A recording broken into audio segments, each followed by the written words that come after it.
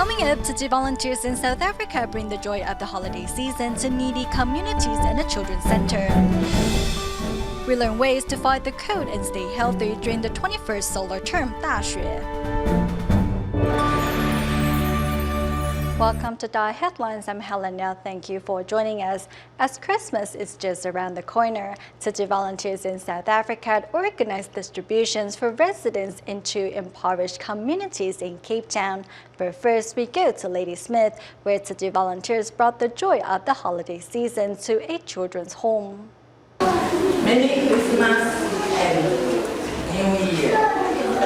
As 2014 is coming to an end, Tzu Chi volunteers are here at a children's home in Ladysmith, South Africa.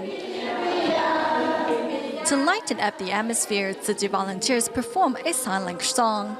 A girl happily sings songs that express her thanks to the blue and white clad angels.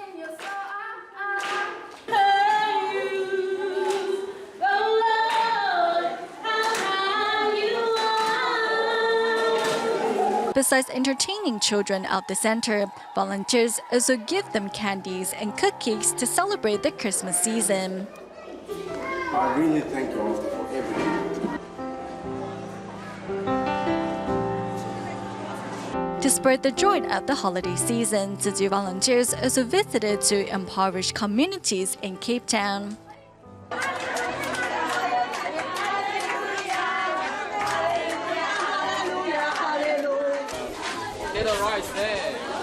With rice, blankets, backpacks, and new stationery in hand, thanks to Tzu Chi, this will surely be an unforgettable holiday for these impoverished families. Recently in Taiwan, Tzu Chi volunteers from Taoyuan brought students from their Tzu class to care for the less fortunate at the Chiedongxi branch of the Bade Institute, which mainly takes care of children who suffer from physical or mental disabilities. Upon meeting these new friends, the volunteers walked away with a new outlook on life.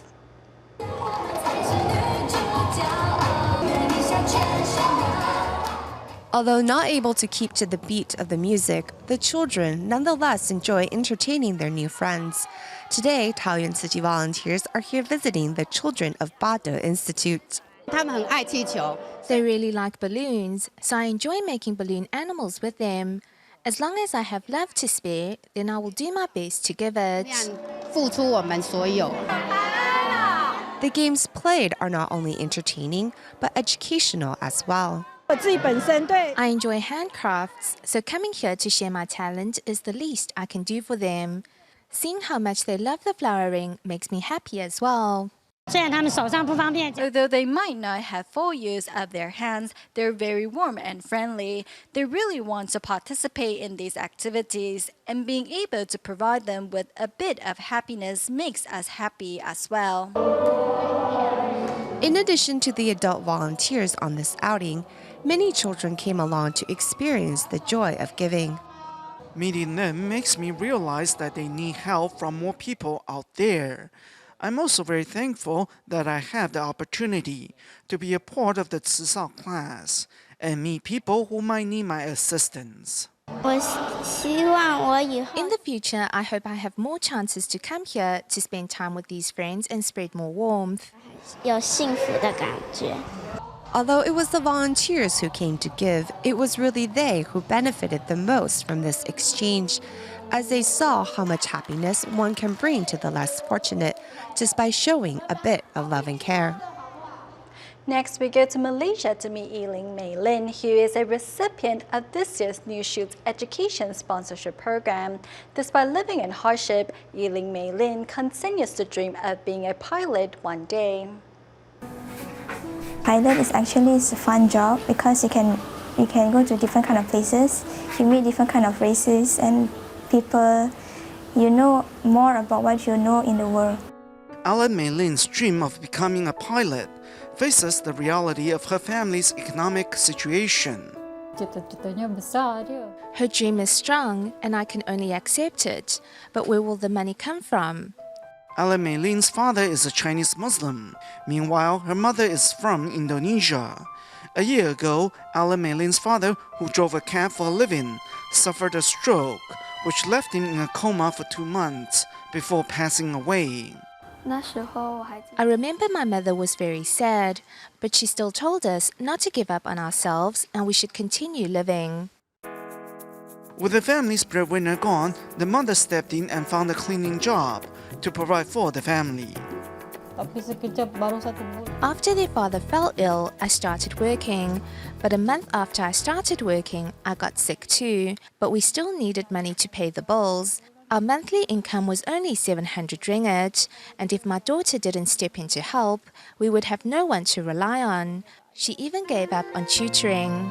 Seeing how much her mother was struggling, Ellen Maylin studied to make sure her grades at school did not slip. Due to her outstanding work, she received Tzu Chi's financial support of 200 ringgit per month. Then in July, both Ellen May and her sister won a spot on the New Shoots Education Sponsorship Program. The Tzu Chi Foundation really did a great job for us, and we can use the money that Tzu Chi gives us by buying the books I want. To achieve our dream, besides study and stuff, the things that you need to have is hope. You need to have hope and you need to pray to the God to achieve your goal. Never give up, must have in every single one person. With Tzu Chi by her side, Ellen Maylin can continue to pursue her dream of being a pilot. Tzu Chi volunteers once again traveled to Yichun in Jiangxi province to offer scholarships on behalf of deserving students. In the 18 years that they have been helping in this region, volunteers have seen how their message of love and compassion has taken root in both students' and teachers' hearts. On the wall are the students' most recent scholastic awards, but it was not always like this. In the beginning, he was ranked number 1,000, and the school only has 1,300 students. The volunteer scholarship aid and presents has not only helped students rekindle their passion for school, but has also taught them the importance of helping out others whenever possible. For Valentine's Day, I sold flowers and then donated the proceeds to children living in the mountains. At the time, I had no idea where the courage to do this came from. Later, I thought it must be the power of these events. Through these charitable Tzu Chi events, the students have learned that even though their families are poor, they are still rich in spirit. Tzu Chi has been bringing scholastic aid here for over 18 years and has seen many changes in the student body as a result. Yuan Yingna rushed back after an eye surgery in Shenzhen to be on time for her Jingsi aphorism class. It has taught me a lot. For example, to be firm in one's action and to treat others honestly. Also, I am learning how to help others. All this I use in my daily life. Many teachers have also taken the aphorisms to heart and begun using them in class. There is no one in this world that I don't love, the spirit of great love. There is no one that I do not love. Every day in class, I tell my students that I love them. I tell them that when they do their homework at home, they are reciprocating my love. With love in the air, these children are finding a renewed passion for their studies and for helping others. The 21st solar term Daxue, or Grey Snow, was on December 7th. As the temperatures start to drop during this period, it is important to keep the body warm. In our next report, let's take a look at the different ways to fight the cold and stay healthy during this solar term. Mount Hehuan sits at an altitude of more than 3,000 meters. With the arrival of the 21st solar term, there is a good chance of it snowing on the mountain sometime soon. During this period, cold fronts from the north are strong, so temperatures up in the mountain can reach below zero. That, combined with the warm, moist air from the south, increases the chance of snow. The plum blossom is seen as a symbol of winter, as it blooms during the winter season. In Chinese culture, there is an old saying that goes, 大雪 leads to a prosperous year ahead. The arrival of Daxue means that the winter solstice is just around the corner. Normally, in northern China, it should be snowing heavily around this time, and people will be at home preparing for the winter solstice. As winter arrives in full force, temperatures are dropping throughout Taiwan. Due to recent weather patterns, residents in northern and eastern Taiwan should bring an umbrella when heading out. The cold fronts from the north will push to the south more frequently. The weather in northern Taiwan is still unstable, but it doesn't mean that the amount of rain will increase. According to the 5 elements theory, winter is a good time to strengthen the kidneys. Foods such as black beans and black sesame are not only good for the kidneys, but are also high in nutrients. Black sesame is rich in iron, calcium, and linolenic acid, which can modulate our cholesterol levels.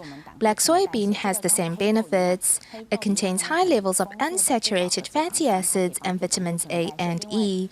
Both vitamins A and E are antioxidants. As temperatures continue to drop, drinking herbal tonics has become a popular way to dispel the cold. I will cook up a tonic soup using vegetables. I think our bodies will be warmer if we drink herbal tonics. Normally, we'll eat hot pot during the winter. I think it can improve our health. However, herbal tonics are not suitable for everyone, such as those with a dry heat body type. TMC doctors suggest that those taking tonic soup can also drink tea made from ebony, roselle, and hawthorn to ease off the greasiness of the soup and to improve digestion. After eating a greasy meal, people should take food or drink that is mildly acidic. Hawthorn is often used as a digestive aid because it can reduce gas, bloating, and the feeling of heaviness that can occur after meals. Besides taking the right food, moxibustion on acupuncture points is also a good way to keep healthy during the winter months. Moxibustions not only increase the yang energy in the body, but also stimulates the 12 meridians. By using moxibustion on the Hegu, Laogong, and Zhusanli acupuncture points on a regular basis during winter time, we can improve circulation in cold hands and feet, lessen digestion problems, and fight off colds. However, TMC doctors say exercising regularly, living a balanced lifestyle, and keeping our bodies warm at all times are still the best ways to stay healthy during the winter months. Taiwan is sometimes known as the Orchid Kingdom, with cultivation centralized in Tainan City. Its production covers 40% of overall orchid farming in the country. Orchid farmers in Taiwan have spent much time and effort in coming up with new and improved ways to breed and produce the elegant flower, rightfully earning the country its title. Next, we take a look at what makes orchids so beautiful and the cultivation process needed to bring this flower for all to enjoy.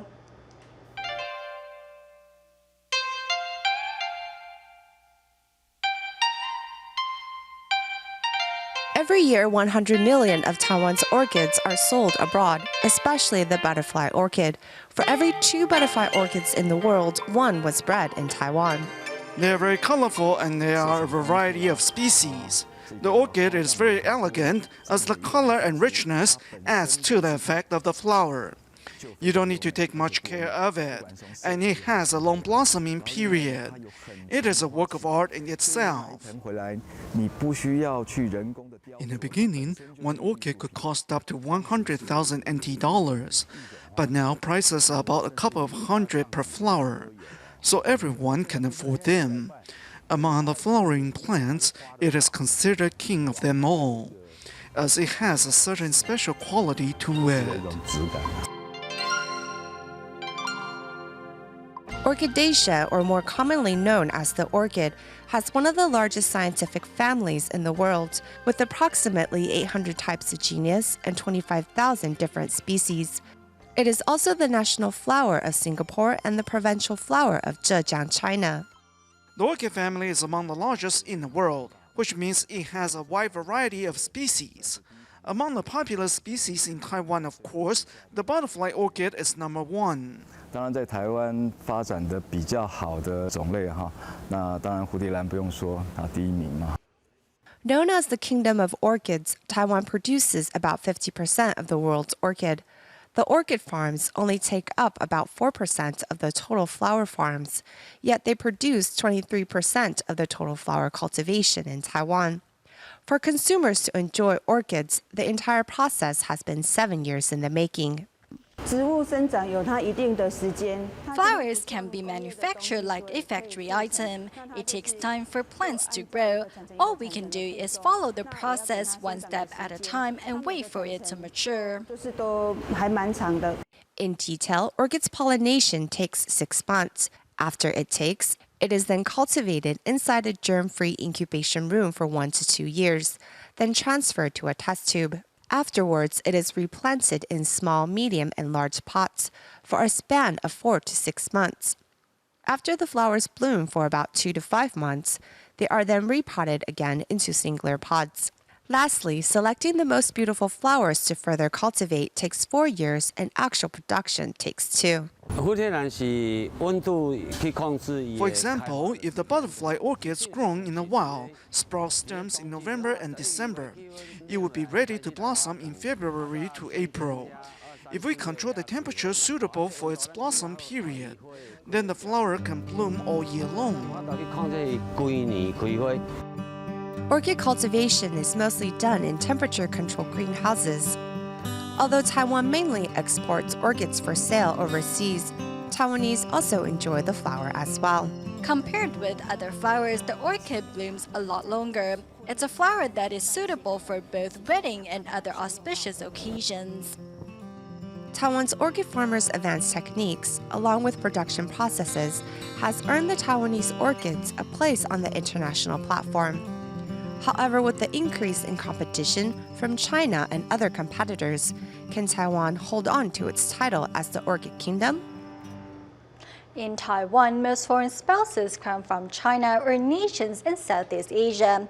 Due to language barriers and cultural differences, life can be difficult for these women. We now introduce you to a couple to see how they overcame the challenges of starting a new life here in Taiwan. Though we may run into obstacles, they are but trials for us.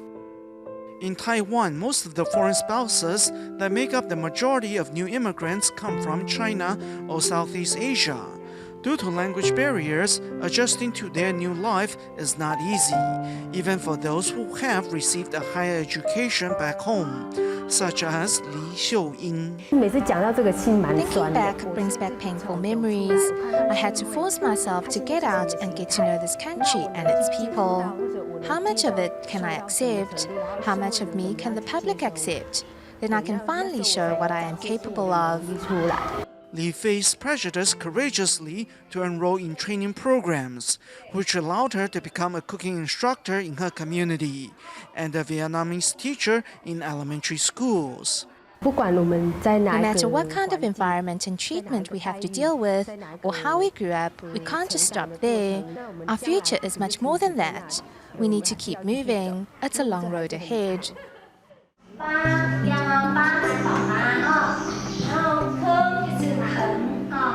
Teaching Vietnamese wearing a traditional Vietnamese outfit, Phan Truy Linh came to Taiwan 15 years ago. In spite of the language barrier, she studied hard and fulfilled her childhood dream. I have long dreamed of being a teacher to help raise children properly. It was hard getting an education as a kid. My family just couldn't afford it. Besides teaching Vietnamese, Phan also became a recycling volunteer. Through giving discarded items a second lease on life, she has learned to cherish her blessings and to cultivate more blessings, which prompted her to reach out to other new immigrants. She saw that we seldom go out to sightseeing, so she encouraged us to do so. By coming here, we can get to see her, which makes me very happy.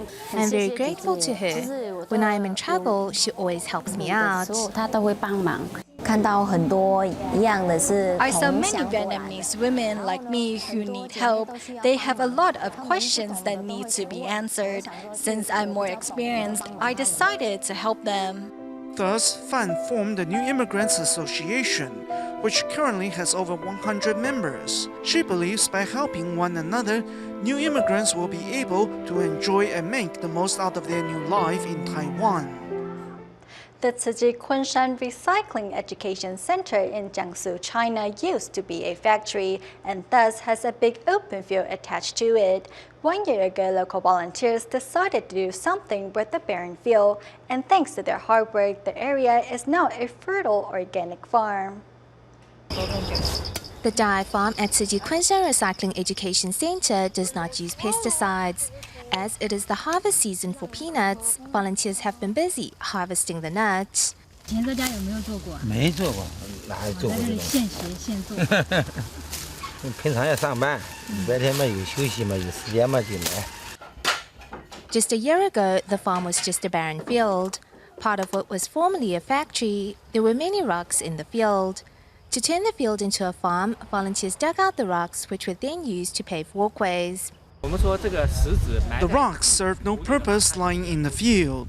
Digging them up and using them to pave walkways gave them a new purpose. Farming organically to protect Mother Earth means more manpower is needed. Thus, Wang Han decided to lend her strength due to the limited number of volunteers. We come here on weekends because most of us young volunteers work during the week and are only free on weekends. Some even come at night during the week. Initially, there were less than 10 volunteers. Now, more than a dozen are here. They get up at 3:30 a.m. to tend to the field and are happy to share the fruits of their labor. When we share a glass of water or when kind sister Wang Han brings some treats for us, that moment is so very heartwarming. At the first training camp for recycling volunteers held at the center, the produce harvested from the farm is served at the dinner table. The story of the farm shows that any barren land can become a fertile land with hard work.